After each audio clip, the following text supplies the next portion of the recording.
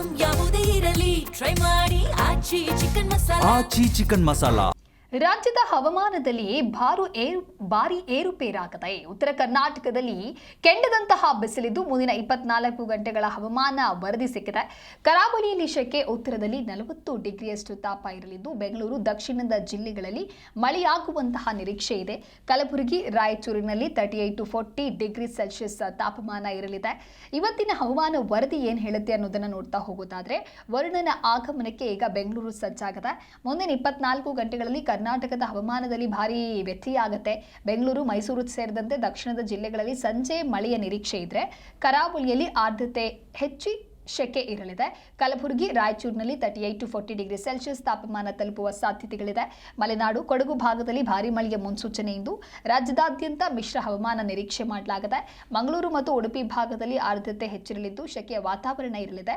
ಹಾಗೆ ಸಮುದ್ರ ತೀರದ ಭಾಗಗಳಲ್ಲಿ ಗಾಳಿಯ ವೇಗ ಹೆಚ್ಚಿರಬಹುದು. ಕಲಬುರಗಿ, ರಾಯಚೂರು ಮತ್ತು ಬೆಳಗಾವಿ ಜಿಲ್ಲೆಗಳಲ್ಲಿ ತಾಪಮಾನವು 38 ಡಿಗ್ರಿ ಸೆಲ್ಸಿಯಸ್ನಿಂದ 40 ಡಿಗ್ರಿ ಸೆಲ್ಸಿಯಸ್ವರೆಗೆ ದಾಖಲಾಗುವಂತಹ ಸಾಧ್ಯತೆಗಳು ಇದೆ. ನಗರದಲ್ಲಿ ಮೋಡ ಕವಿದ ವಾತಾವರಣ ಇರಲಿದ್ದು ಗರಿಷ್ಠ ತಾಪಮಾನ 34 ಡಿಗ್ರಿ ಸೆಲ್ಸಿಯಸ್ ಮತ್ತು ಕನಿಷ್ಠ ತಾಪಮಾನ 22 ಡಿಗ್ರಿ ಸೆಲ್ಸಿಯಸ್ ಇರಲಿದೆ. ಮಡಿಕೇರಿ ಮತ್ತು ಕೊಡಗು ಪ್ರದೇಶದಲ್ಲಿ ಭಾರಿ ಮಳೆಯ ಮುನ್ಸೂಚನೆ ನೀಡಲಾಗಿದೆ. ಗಾಳಿಯ ವೇಗ ಗಂಟೆಗೆ 40 ರಿಂದ 50 ಕಿಲೋಮೀಟರ್ ಇರಲಿದ್ದು ಗುಡುಗು ಮಿಂಚಿನ ಸಾಧ್ಯತೆ ಹೆಚ್ಚಿದೆ. ಚಿಕ್ಕಮಗಳೂರು ಮತ್ತು ಹಾಸನ ಜಿಲ್ಲೆಯಲ್ಲಿ ಹಗುರದಿಂದ ಸಾಧಾರಣ ಮಳೆಯಾಗುವ ನಿರೀಕ್ಷೆಗಳಿವೆ. ಕಾಫಿನಾಡಿನಲ್ಲಿ ತಂಪು ವಾತಾವರಣ ನೆಲೆಸಲಿದೆ. ಕರಾವಳಿಯಲ್ಲಿ ಗರಿಷ್ಠ 34 ಡಿಗ್ರಿ ಸೆಲ್ಸಿಯಸ್ ವರೆಗೆ ದಾಖಲಾದರೆ ಮಲೆನಾಡು ಭಾಗದಲ್ಲಿ 28 ಡಿಗ್ರಿ ಸೆಲ್ಸಿಯಸ್ ರಿಂದ 31 ಡಿಗ್ರಿ ಸೆಲ್ಸಿಯಸ್ ವರೆಗೆ ಇರಲಿದೆ.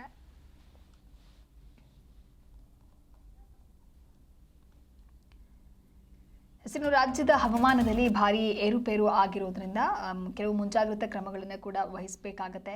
ಯಾಕೆ ಅಂದರೆ ಮುಂದಿನ 24 ಗಂಟೆಗಳ ಹವಾಮಾನ ವರದಿ ಇದ್ದು ಕರಾವಳಿಯಲ್ಲಿ ಬಹಳಷ್ಟು ಶೆಕೆ, ಹಾಗೆ ಉತ್ತರದಲ್ಲಿ 40 ಡಿಗ್ರಿ ಸೆಲ್ಸಿಯಸ್ ಇದ್ದರೆ ಬೆಂಗಳೂರು, ದಕ್ಷಿಣದ ಜಿಲ್ಲೆಗಳಲ್ಲಿ ಮಳೆಯಾಗುವಂತಹ ನಿರೀಕ್ಷೆ ಇದೆ.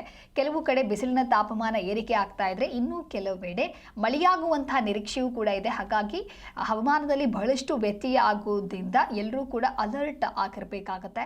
ಬೆಂಗಳೂರು, ಮೈಸೂರು ಸೇರಿದಂತೆ ದಕ್ಷಿಣ ಜಿಲ್ಲೆಗಳಲ್ಲಿ ಸಂಜೆ ಮಳೆಯಾಗುವಂತಹ ನಿರೀಕ್ಷೆ ಇರೋದ್ರಿಂದ ಕೆಲವು ಸೂಚನೆಗಳನ್ನು ನೀಡಲಾಗಿದೆ. ಕರಾವಳಿಯಲ್ಲಿ ಆರ್ದ್ರತೆ ಹೆಚ್ಚಾಗುತ್ತೆ. ಇನ್ನು ಕರಾವಳಿ ಭಾಗ ಅಂತ ಹೇಳಿದ್ರೆ ಮೊದಲೇ ಬಿಸಿಲು ಹೆಚ್ಚು, ಅದರಲ್ಲೂ ಕೂಡ ಇದೀಗ ಕಲಬುರಗಿ, ರಾಯಚೂರಿನಲ್ಲಿ ಅದೇ ರೀತಿಯಾಗಿ 38 to 40 ಡಿಗ್ರಿ ಸೆಲ್ಸಿಯಸ್ ತಾಪಮಾನ ತಲುಪುವಂತ ಸಾಧ್ಯತೆಗಳಿವೆ. ಈ ಕುರಿತು ಮತ್ತಷ್ಟು ಮಾಹಿತಿಯನ್ನು ನೀಡ್ತಾರೆ ನಮ್ಮ ಪ್ರತಿನಿಧಿ ಭವ್ಯ ಸುನಿಲ್ ದೂರವಾಣಿ ಸಂಪರ್ಕದಲ್ಲಿ. ಭವ್ಯ, ರಾಜ್ಯದ ಹವಾಮಾನದಲ್ಲಿ ಒಂದು ರೀತಿ ಭಾರಿ ಏರುಪೇರು ಕಂಡು ಬರ್ತಾ ಇದೆ. ಸದ್ಯ ಮುಂದಿನ 24 ಗಂಟೆಗಳ ಹವಾಮಾನ ವರದಿ ಏನು ಹೇಳ್ತಾ ಇದೆ?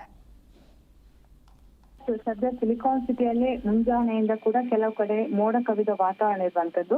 ಮುಂದಿನ 24 ಗಂಟೆಗಳಲ್ಲಿ ಕರ್ನಾಟಕದ ಹವಾಮಾನದಲ್ಲಿ ಭಾರಿ ಏರುಪೇರಲಾಗುತ್ತೆ ಅಂತ ಹವಾಮಾನ ಇಲಾಖೆ ಕೂಡ ತಿಳಿಸಿರುವಂತದ್ದು. ಬೆಂಗಳೂರು, ಮೈಸೂರು ಸೇರಿದಂತೆ ದಕ್ಷಿಣದ ಜಿಲ್ಲೆಗಳಲ್ಲಿ ಸಂಜೆಯ ಮಳೆಯ ನಿರೀಕ್ಷೆ ಇರುವಂತದ್ದು. ಕರಾವಳಿಯಲ್ಲಿ ಆರ್ದ್ರತೆ ಹೆಚ್ಚು ಸೆಕೆ ಇರುತ್ತೆ.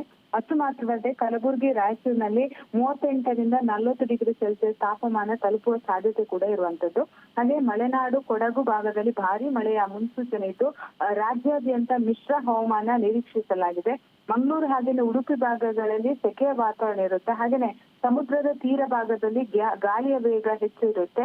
ಹೀಗಾಗಿ ಅಂದ್ರೆ ಸಮುದ್ರಕ್ಕೆ ಇಳಿಯೋರು ಆದಷ್ಟು ಜಾಗೃತೆಯಲ್ಲಿರುವಂತೆ ಹವಾಮಾನ ಇಲಾಖೆ ಎಚ್ಚರಿಕೆಯನ್ನು ಕೂಡ ನೀಡಿರುವಂತದ್ದು. ಹಾಗೇನೆ ನಗರದಲ್ಲಿ ಮೋಡ ಕವಿದ ವಾತಾವರಣವಿದ್ದು ಗರಿಷ್ಠ ತಾಪಮಾನ 34 ಡಿಗ್ರಿ ಸೆಲ್ಸಿಯಸ್ ಮತ್ತು ಕನಿಷ್ಠ ತಾಪಮಾನ 22 ಡಿಗ್ರಿ ಸೆಲ್ಸಿಯಸ್ ಇರುತ್ತೆ.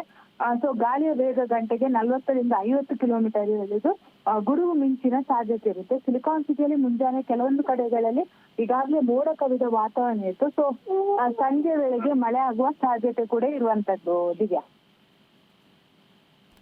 ಮಾಹಿತಿಗಾಗಿ ಥ್ಯಾಂಕ್ ಯು ಭವ್ಯ, ನಿಮ್ಮೆಲ್ಲ ಮಾಹಿತಿಗಾಗಿ.